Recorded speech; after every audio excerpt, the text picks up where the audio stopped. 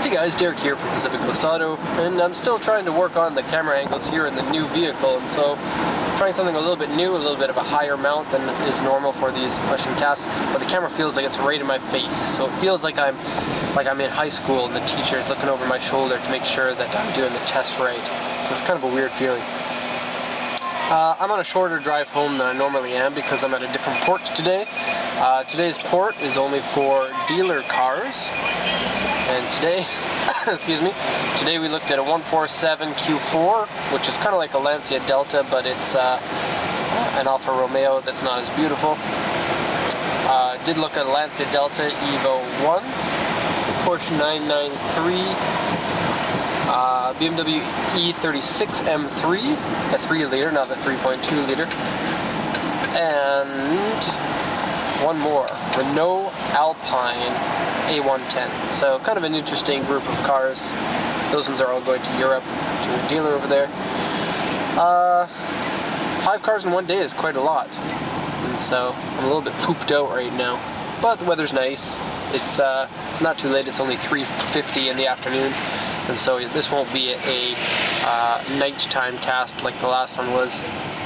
So let's see what questions that you guys asked. Oh, before I get into that, I just wanted to say that we're kind of at the point where I'm not able to answer all the questions that everyone has. I have to kind of pick out 5 or 6 questions each week, and we're getting more questions than that.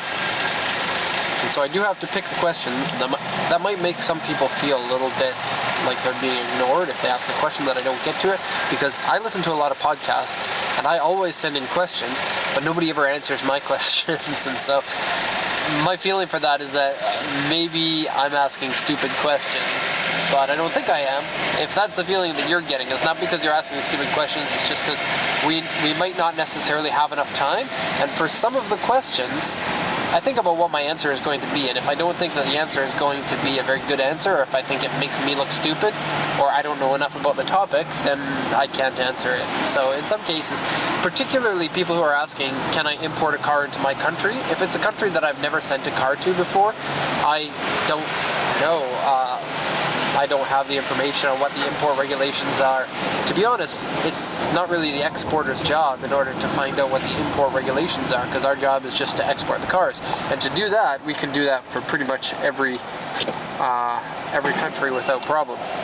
But when it comes to importing and the regulations for importing, we don't want to be wrong about that. So we don't want to have a car just sitting at the port waiting there, not able to be imported, and then have to bring it back. And so it can happen, and it does happen, and so we don't take on a lot of customers from countries that we don't know very well. If the customer is experienced in importing, then we can do that.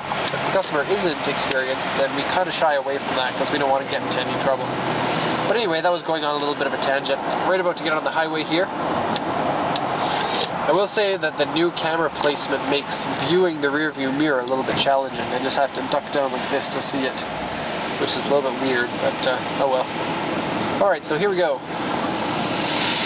John Blissett says, hi Derek, what is the best time of year to visit Japan, and where do you recommend visiting?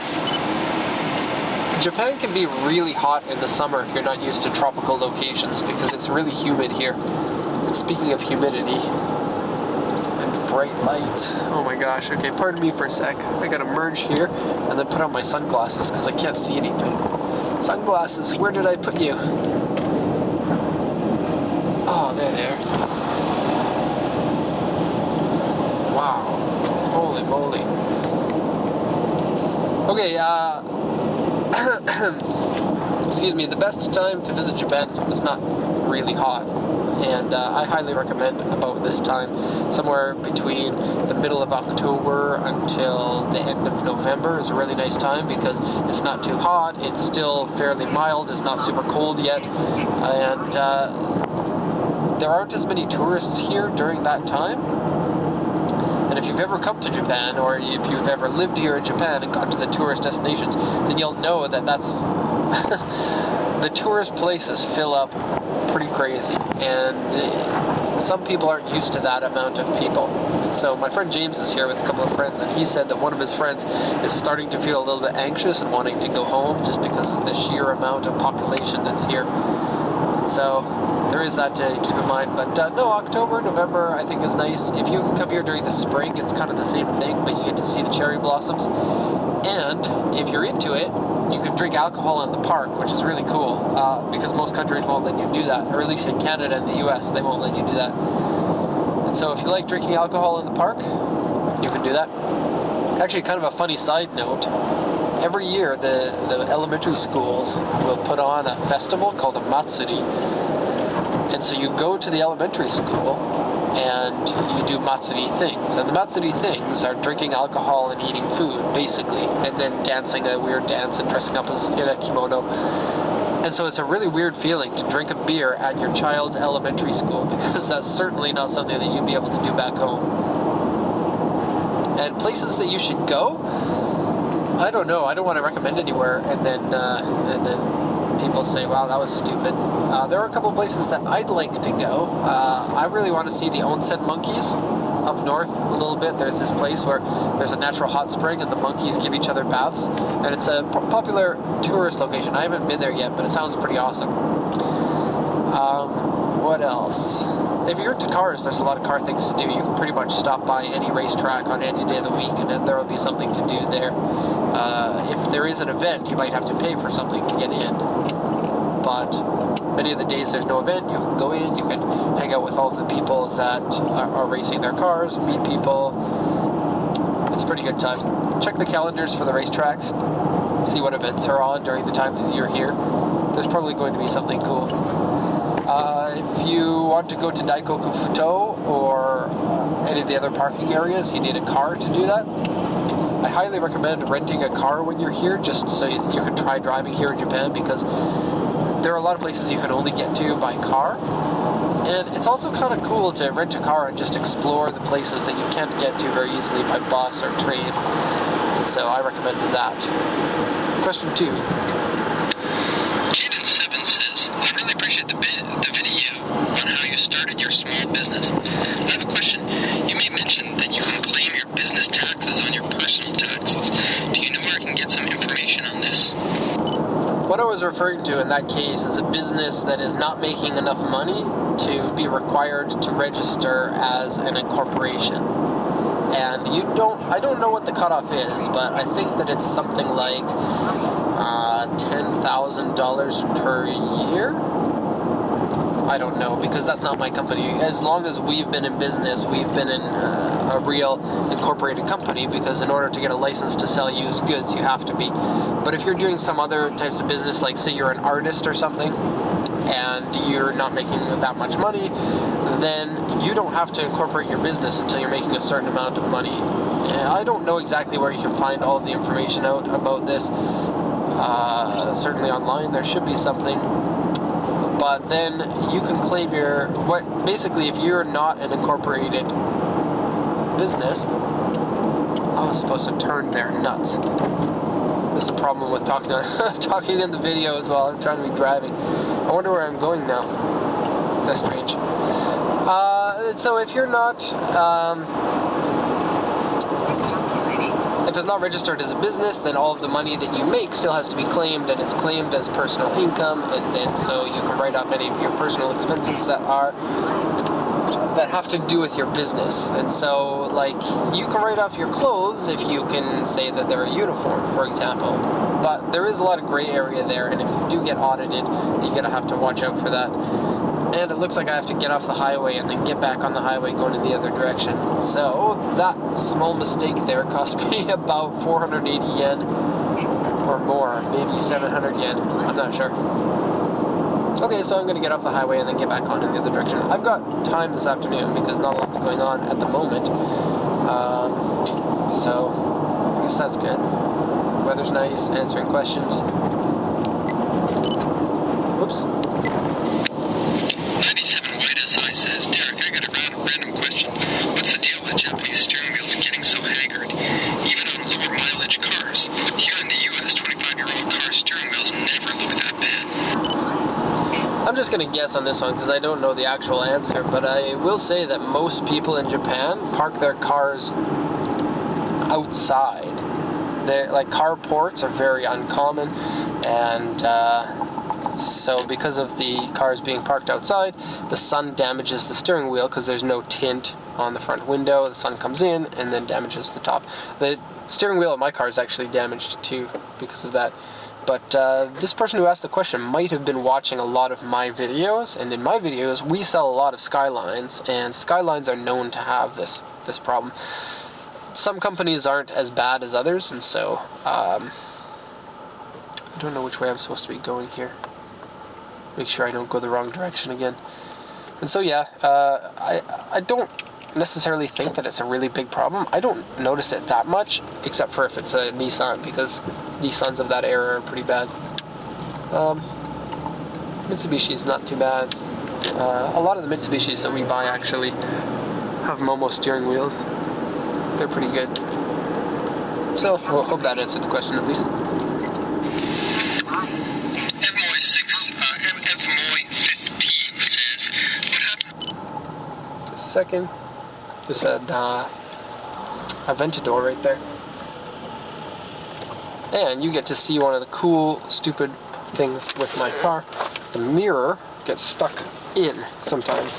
So I have to manually push it out like that, which requires me to get out of my seatbelt. Cool to find an Aventador on the street. If you buy a car for roll-on, roll-off export and there's some sort of catastrophic failure, for example, engine or transmission.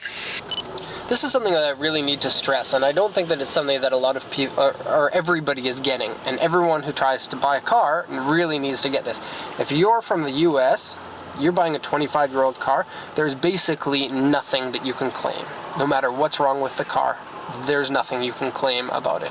Now, there may be some exceptions to that, but that's the rule. And if there is an exception, that's exactly it. That is an exception. If it's an engine problem, if it's rust, if it's frame damage, most likely you can't claim that for a car that's that old. If it's 15 years old, you might be able to. If it's 10 years old or newer, you should be able to. But once the car reaches 25 years old, which is all the cars to the US, you're very limited in what sort of recourse that you have, and you have to understand that before you decide to buy.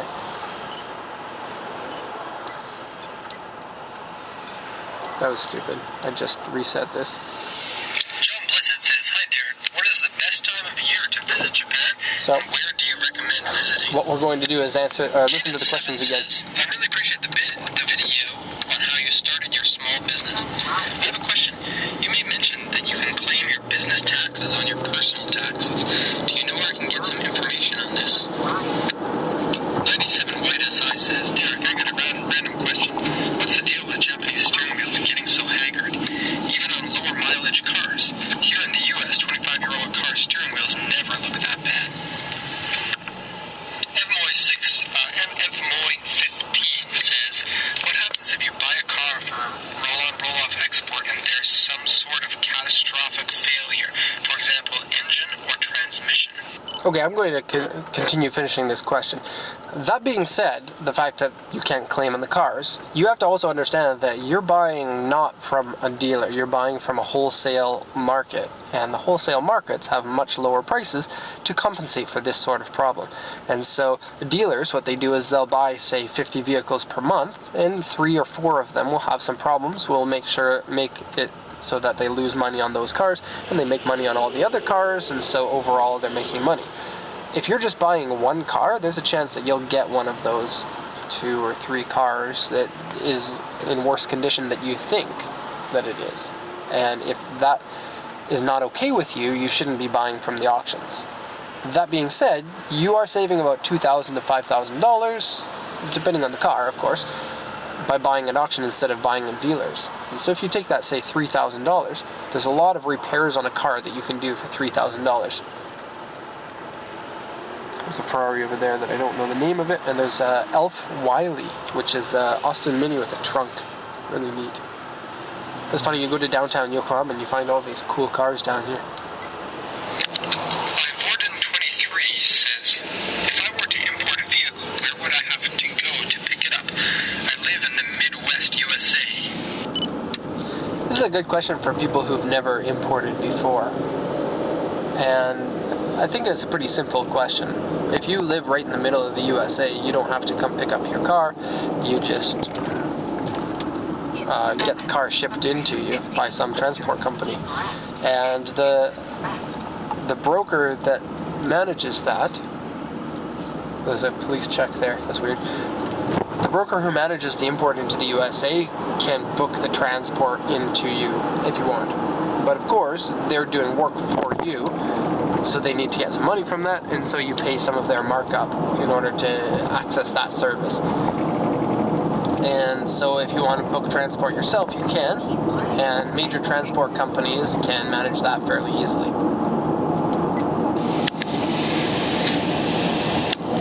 Final question from Francis Paris. Have you already done business with somebody from Quebec, Canada?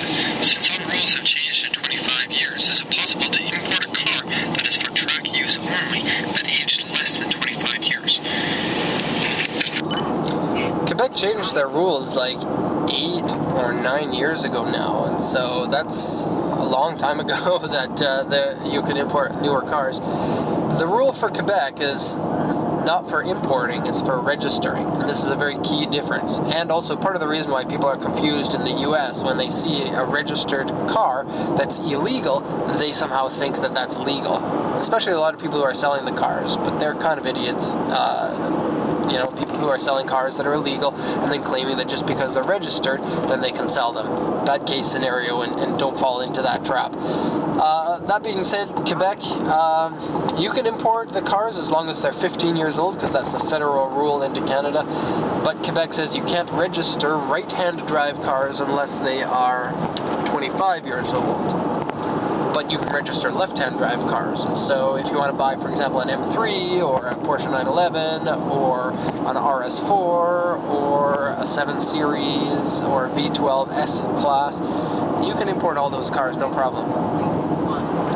It just comes down to registering. And actually, we sell to a number of people in Quebec, and I don't know what it is about Quebec, but many of our customers, majority of our customers in Quebec are resellers who sell to the rest of Canada.